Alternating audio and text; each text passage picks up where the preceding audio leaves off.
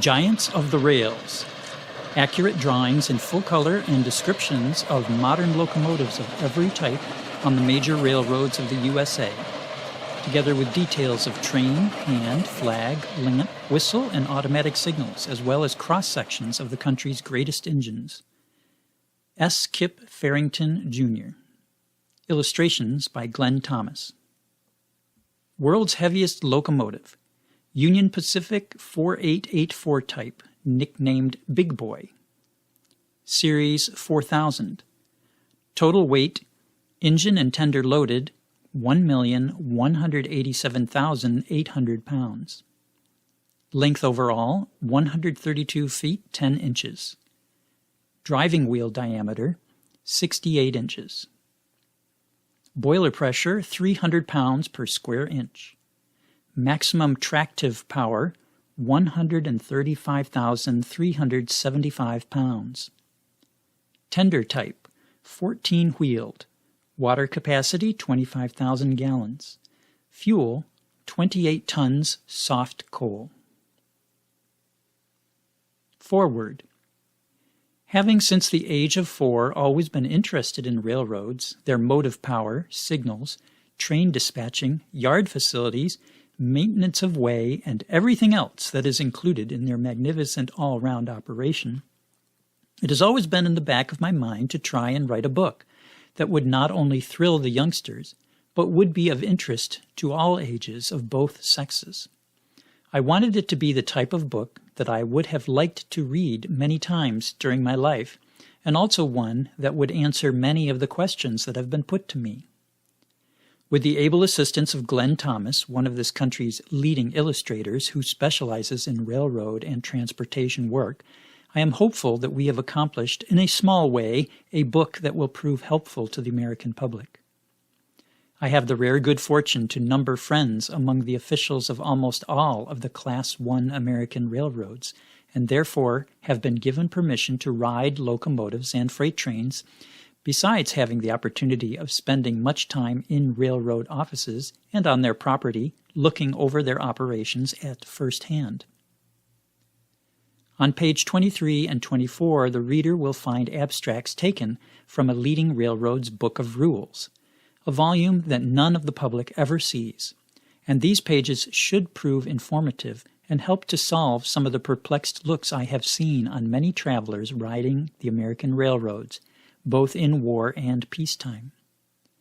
These 2 pages I also trust will be enjoyed by the members of our armed forces as they move from one railroad to another in the various states of the Union.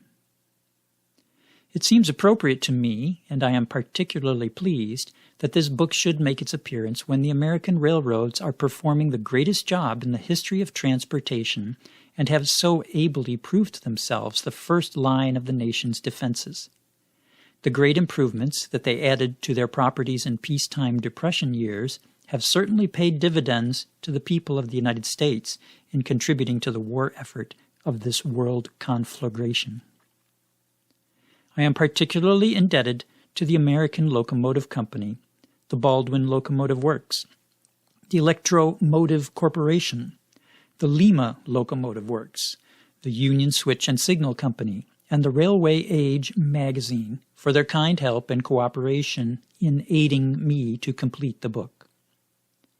I appreciate greatly the many courtesies tendered me by my friends of the various railroads that are in the book, and I am only sorry that it is not possible to cover all the railroads, their motive power, and trains, which I would have liked to have represented here. In conclusion, I must also thank Mr. Glenn Thomas for his grand job and cooperation in the way he handled the artwork in the book. His was a much harder job than mine. S. Kip Farrington, Jr., East Hampton, New York, July 5, 1944. Giants of the Rails by S. Kip Farrington, Jr. Illustrations by Glenn Thomas. Garden City Publishing Company, Incorporated, Garden City, New York. Copyright 1944. 20th Century Limited, New York Central Railroad. New York Central number 25, the westbound 20th Century Limited, running over the Hudson Division on a fine spring evening. The Century is probably the most famous train in the world, and many people believe it to be the premier train of the East. It is an all-room train, and its wartime makeup consists of 17 cars, 13 of them carrying revenue passengers, and every berth is always filled.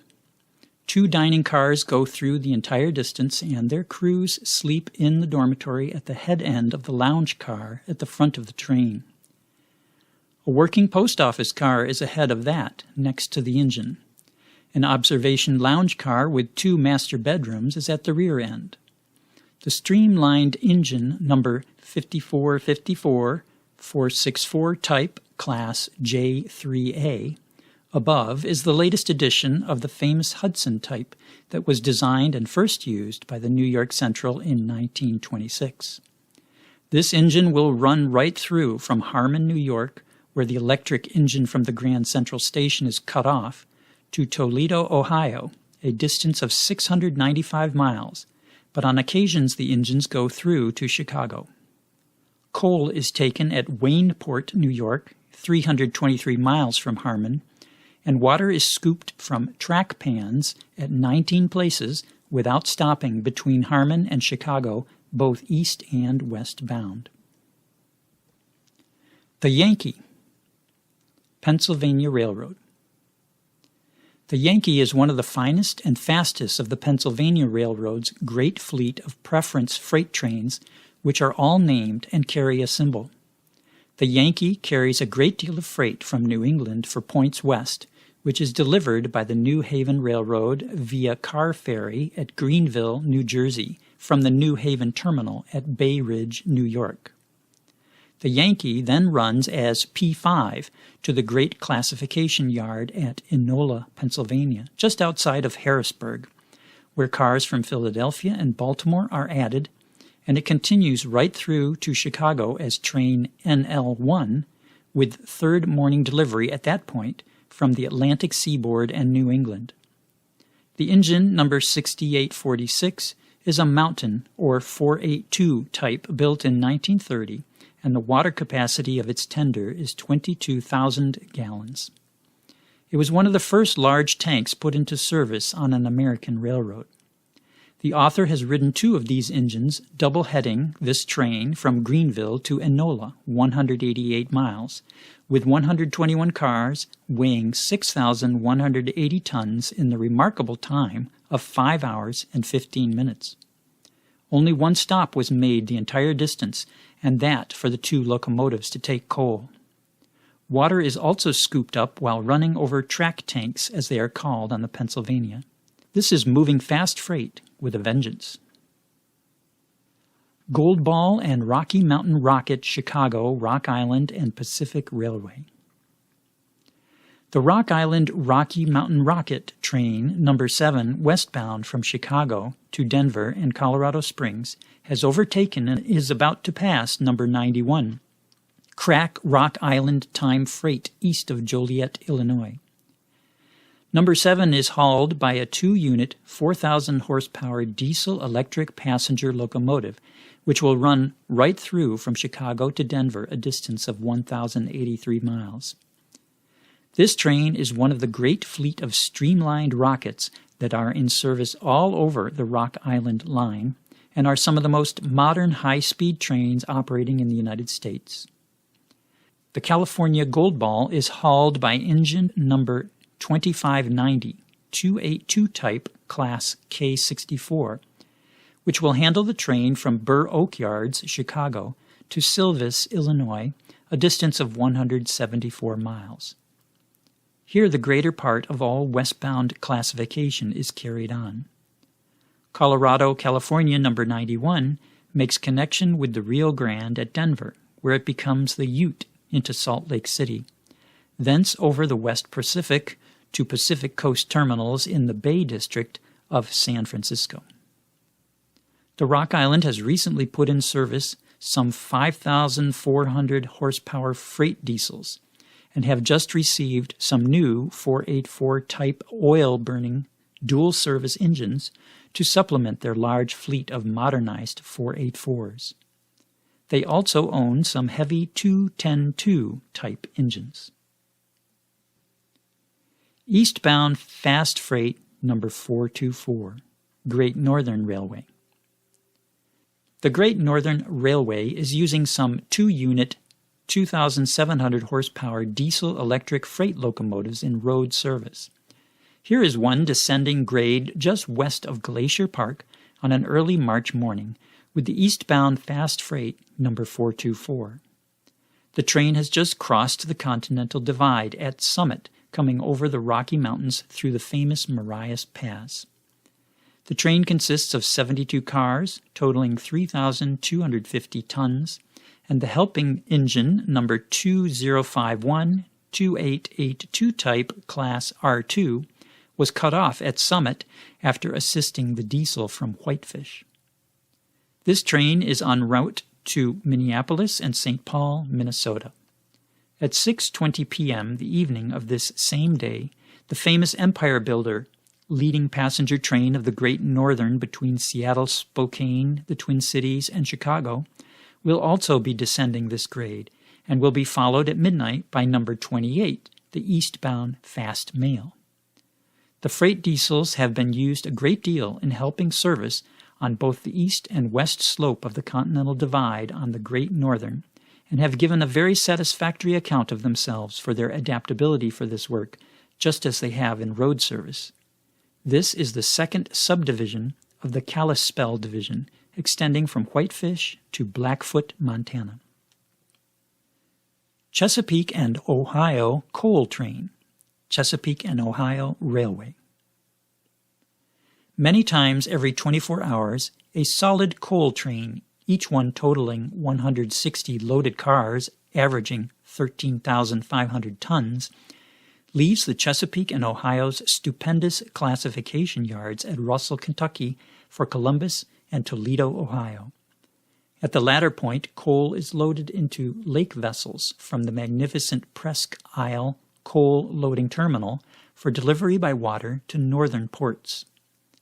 The Russell, Kentucky yard is the largest coal classification yard in the United States and boasts 2 gravity hump yards, car retarders, track scales, and extensive engine terminals and shops for repairing coal cars. This engine, number 3032-210-4 type, is one of the 40 built by the Lima Locomotive Works in 1930 that are used in a pool assigned only to this service. They handle the train right through from Russell to Toledo, a distance of 243 miles.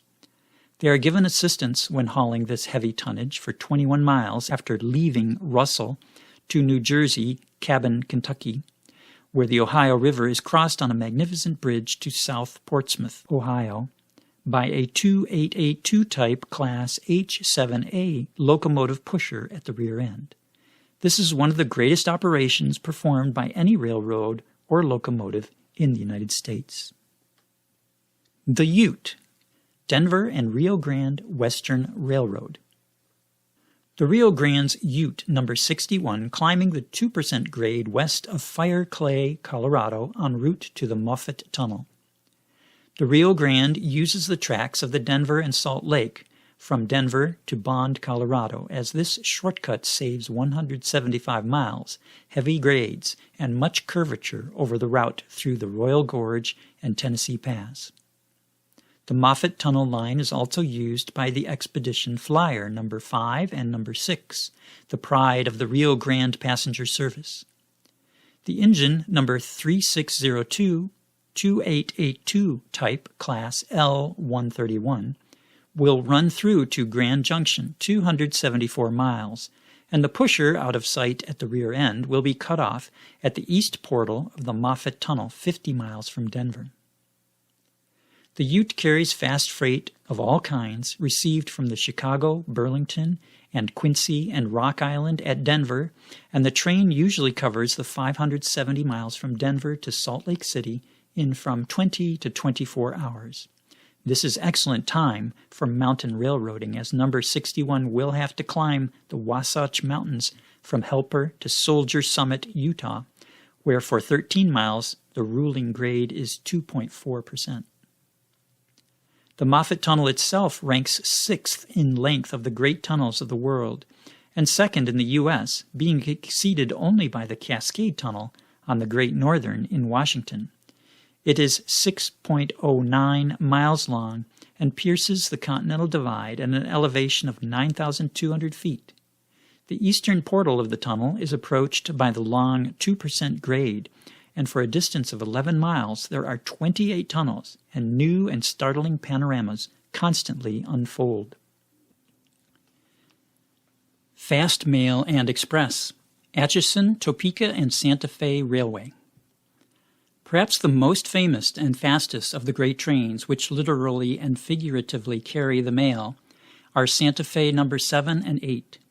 It is the only mail train running through west of the Missouri River to California under one management and has been in operation since 1897. Carrying Uncle Sam's mail and express is one of the most important jobs that the railroads do, and everything possible is done to expedite this service. No. 7 and 8 are operated in 2 sections, and the first one is limited to 12 cars in both directions, and the running time is 49 hours and 25 minutes westbound and 53 hours and 20 minutes eastbound, the slight difference being due to the change in time. The artist has portrayed the train here just west of Winslow, Arizona, on the 3rd District of the Albuquerque Division, with a beautiful Arizona sunset in the western sky.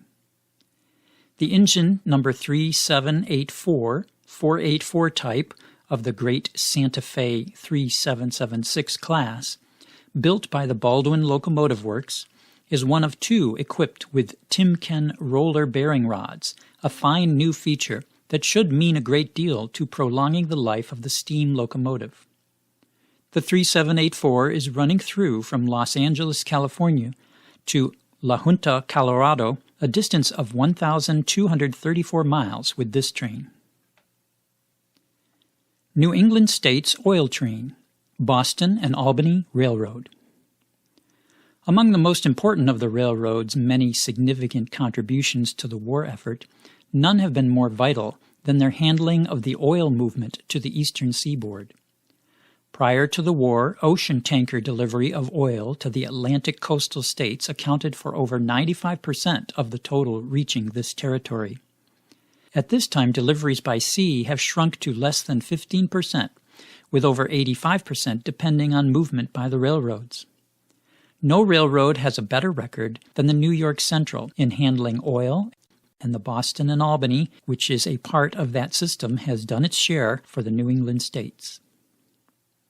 The picture shows a solid oil train, double-headed, with 2 of the original 284 Berkshire type Boston and Albany class A1 working hard at Charlton, Massachusetts.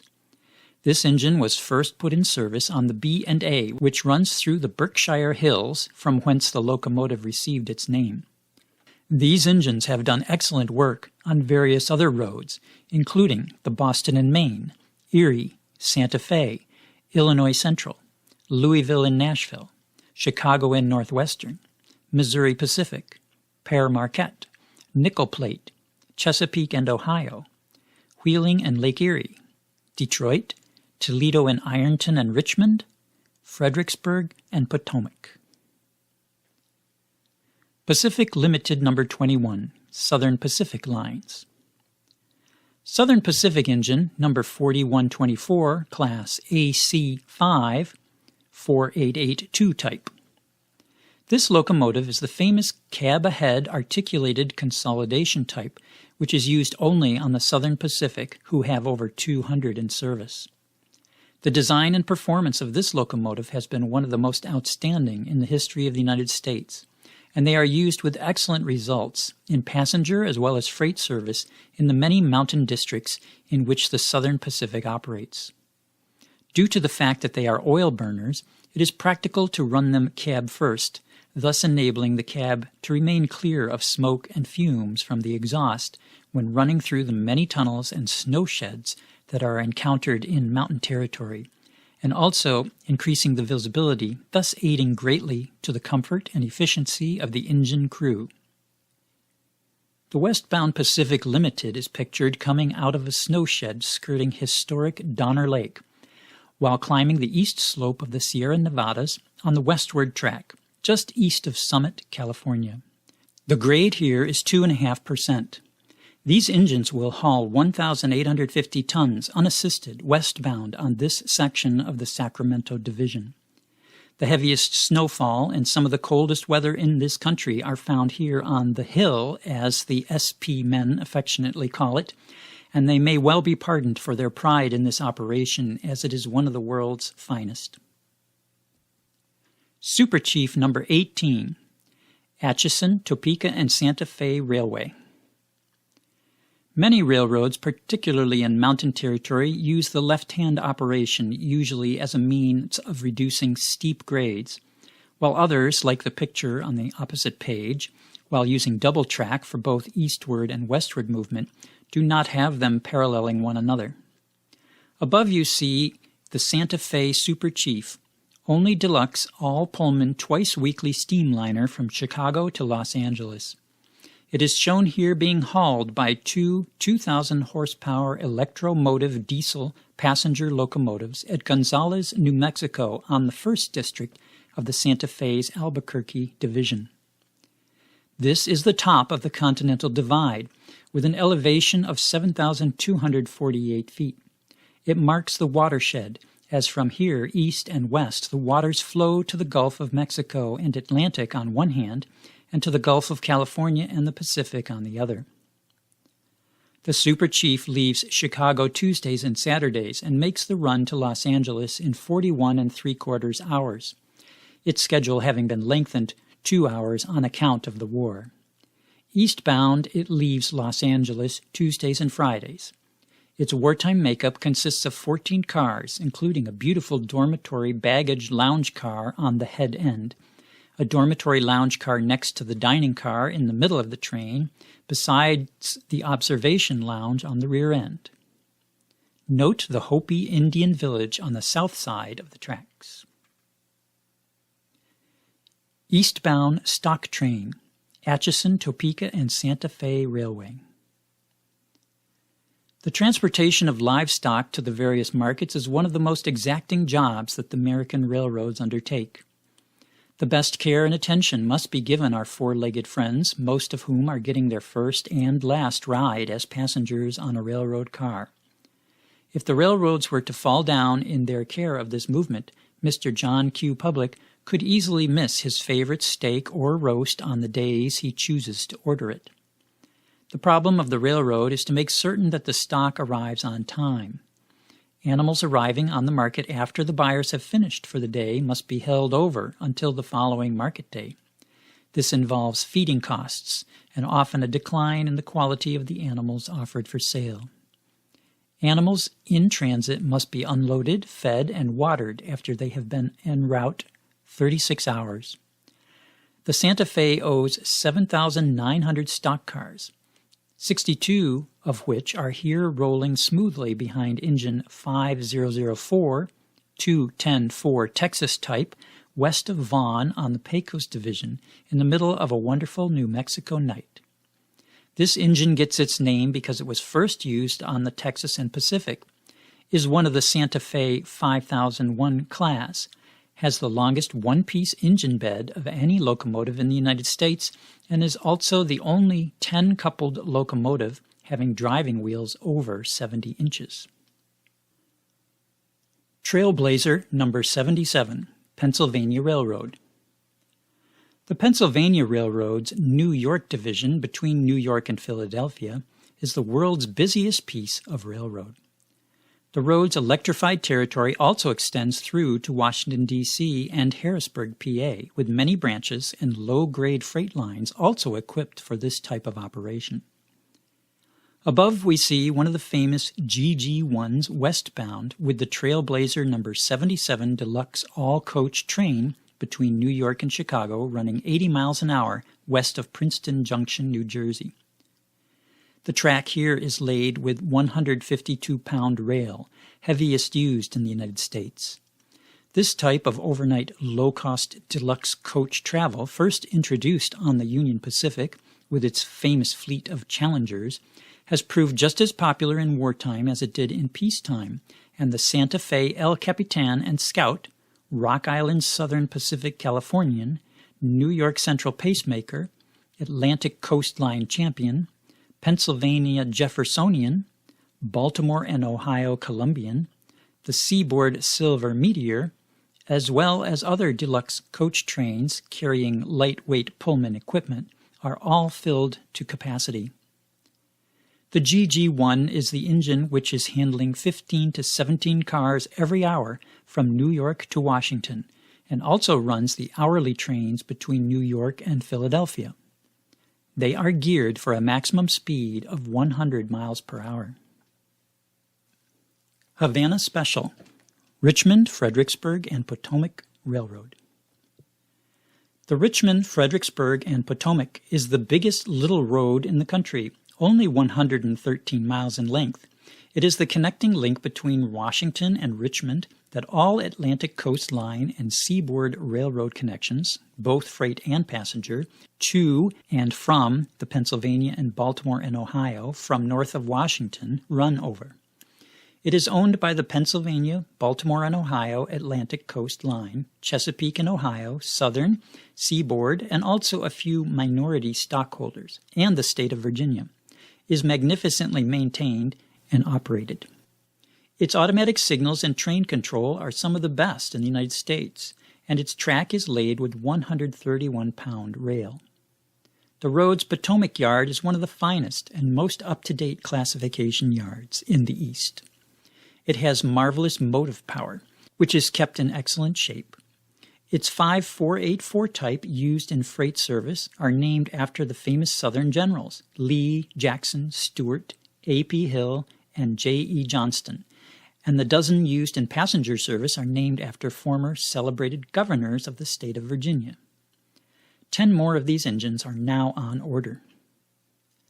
Above we see engine number 604, the Governor Benjamin Harrison, crossing the bridge over Occoquan Creek, Virginia, with the Washington section of the Atlantic Coast Line's Havana Special number 376, en route from Miami and other west and east coast Florida points to the nation's capital. War freight for the West Coast, Union Pacific Railroad. Nothing can ever be written that could come anywhere near giving credit to the railroads of the United States for the way they have handled transportation of war freight in World War II. Not a ship has been launched, not a single item of lend-lease food or equipment sent overseas without first having begun their journey as raw material or finished product somewhere, sometime on a steel rail, and the same also can be said for every soldier or sailor who went overseas. The majority of freight trains are run as extras, and therefore the locomotives carry white flags by day and white classification lights at night. And here you can see that the X before the engine number on the train indicator denotes the train is not scheduled in the operating timetable. Here is the latest Union Pacific 4664 Challenger type, named for their low-cost coach train, because it was the first of a great number of a very popular type to be used on many American railroads. All of them have turned in a very handsome job in both freight and passenger service. Above we see the Extra 3950 in beautiful Echo Canyon, Utah, on the 8th subdivision of the Wyoming Division between Evanston and Ogden. The engine has come through from Green River. Hiawatha, Chicago, Milwaukee, St. Paul, and Pacific Railroad. The first Hiawatha was a great Mohawk chieftain of the 16th century who effected the confederation known as the Five Nations, or League of the Iroquois. Miraculous powers and deeds were ascribed to him in legend. The Hiawathas of today leave Chicago and the Twin Cities every morning and afternoon on the Milwaukee Railroad. The afternoon Hiawathas, trains number 100 and 101, make the run of 420.8 miles in 7 hours and cover the 85 miles between Chicago and Milwaukee in 75 minutes. Above we see this beautiful train being hauled by engine number 100, 464 Hudson type class F7. This locomotive, along with the C and NW class E4 and the Santa Fe 3460 class, like the one pictured on the cover of this book with the chief. All three being of this type are the only locomotives with 84-inch driving wheels. These three classes of locomotives are the fastest in service at this time. They all have 300-pound boiler pressure, and the Santa Fe 3460 class burn oil. The author has ridden 117 miles an hour on one of the last named, the fastest he has ever ridden on any locomotive at any time. The Milwaukee F7s are also used on the Crack Olympian as far west as Harlowton, Montana, the Pioneer Limited, and the Fast Mail, which handles all the mail and express from the western connections out of St. Paul and Minneapolis between Chicago and those cities. California-Texas Fast Freight, Atchison, Topeka, and Santa Fe Railway. The first district of the Santa Fe's Arizona division from Needles, California to Seligman, Arizona is 149.7 miles. The elevation at Needles is just 476 feet above sea level. Seligman stands at 5,234 feet, almost 1 mile high. The grade is 1.5% for 126 miles from Needles to Yampay, with the exception of 12 miles from Louise to Wallapai, where it varies from level to a trifle more than 0.5%. The last 23 miles from Yampay to Seligman varies from 1 to 1.5%. This is the longest, hardest sustained grade of any railroad in the United States. This is also the longest steam helper district in the country. The 5,400 horsepower 4-unit Santa Fe freight diesels, like the one pictured above with the eastbound CTX, California-Texas Fast Freight, climbing the grade east of Hackberry, handle 3,500 tons unassisted over this district, up this long polishing pole in from 6 to 7 hours, with 2 stops for inspection of the train. The Santa Fe has 48 of these freight diesels in service, as well as 15 passenger and 117 diesel switch engines. The freight diesels run through from Barstow, California to Winslow, Arizona, a total of 460 tough miles.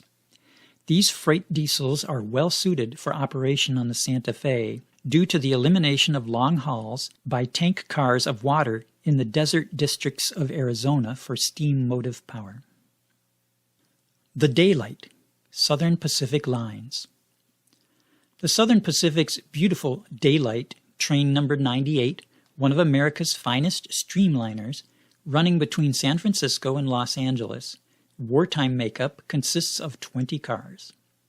Following the romantic El Camino Real, the King's Highway that linked the chain of early California missions, this train traverses the rich Santa Clara Valley, famous for its prunes and apricots, the Salinas Valley, known as the Salad Bowl of America, where is grown much of our lettuce, passes through the Santa Lucia Mountains over Santa Margarita to San Luis Obispo, which means St. Louis the Bishop.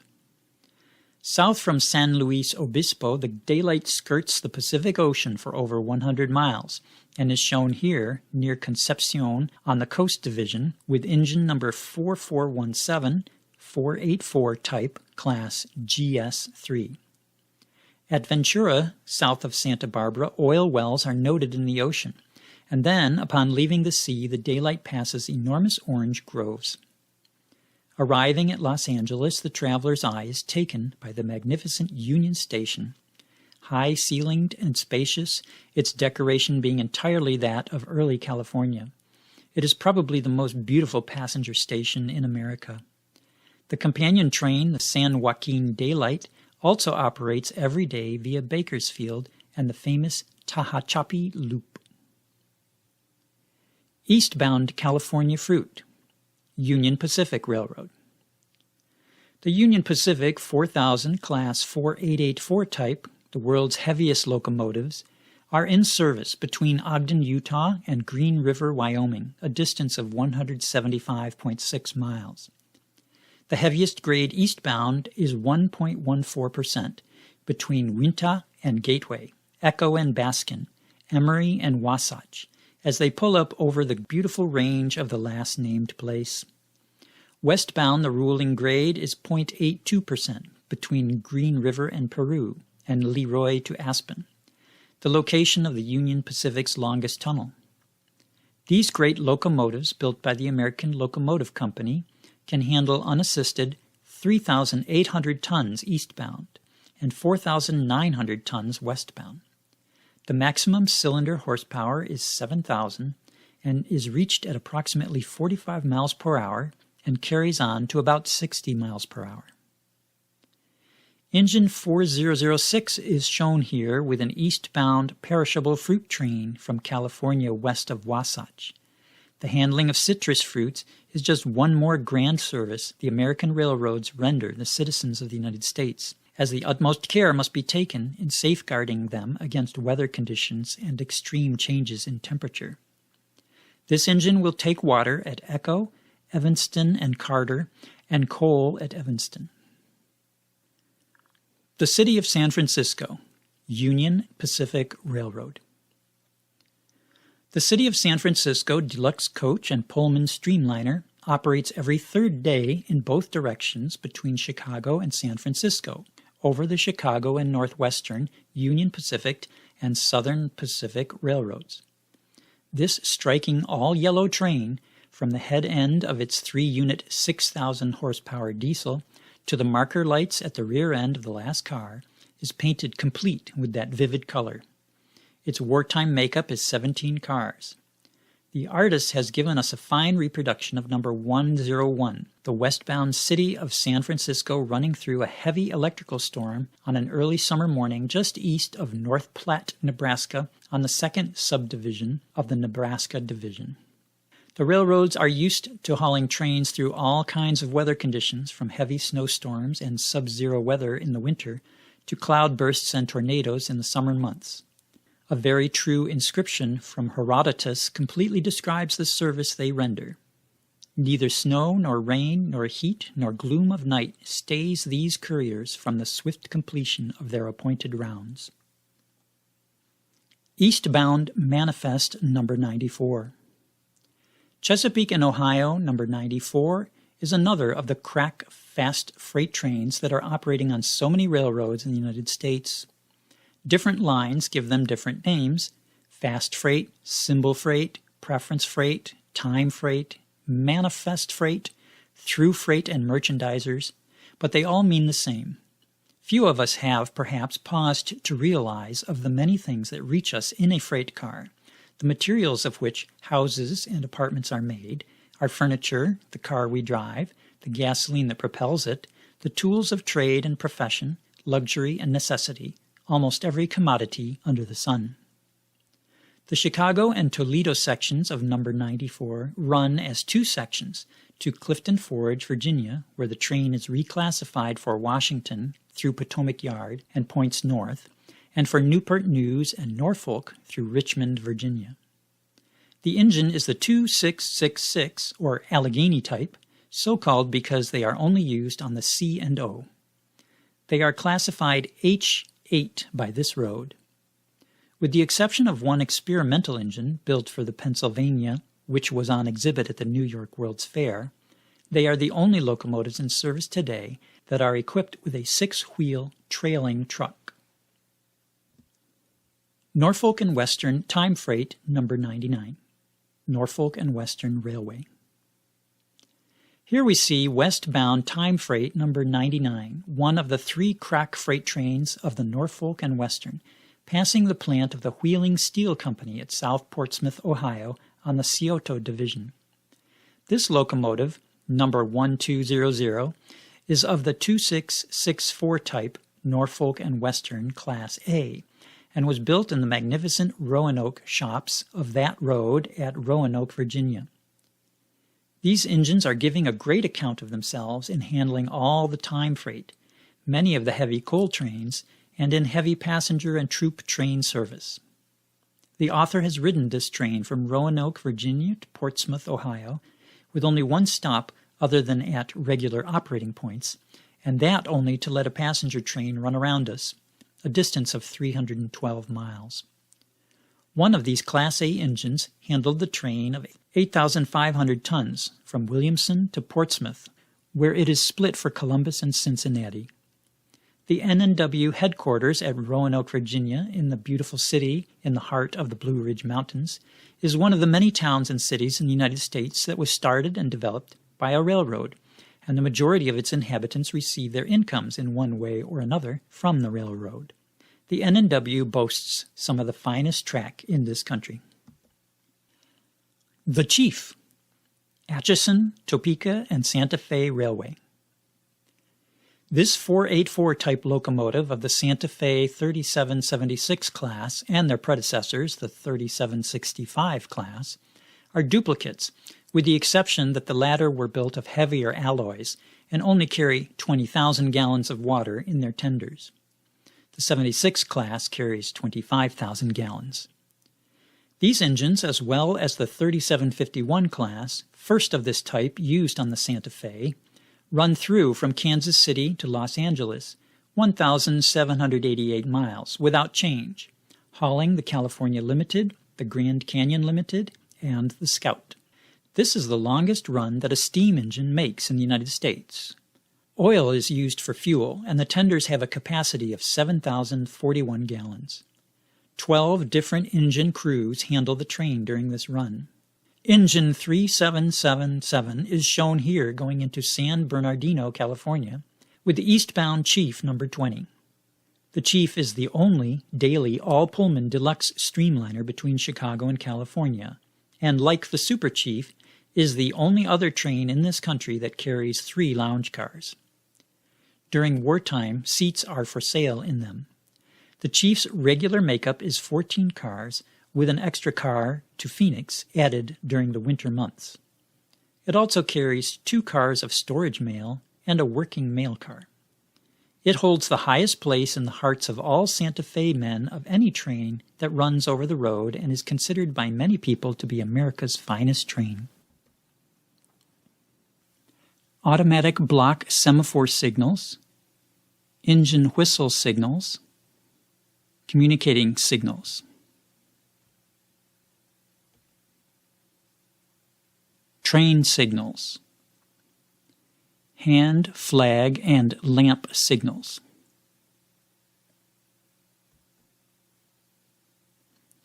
(2,700 horsepower diesel-electric freight locomotive).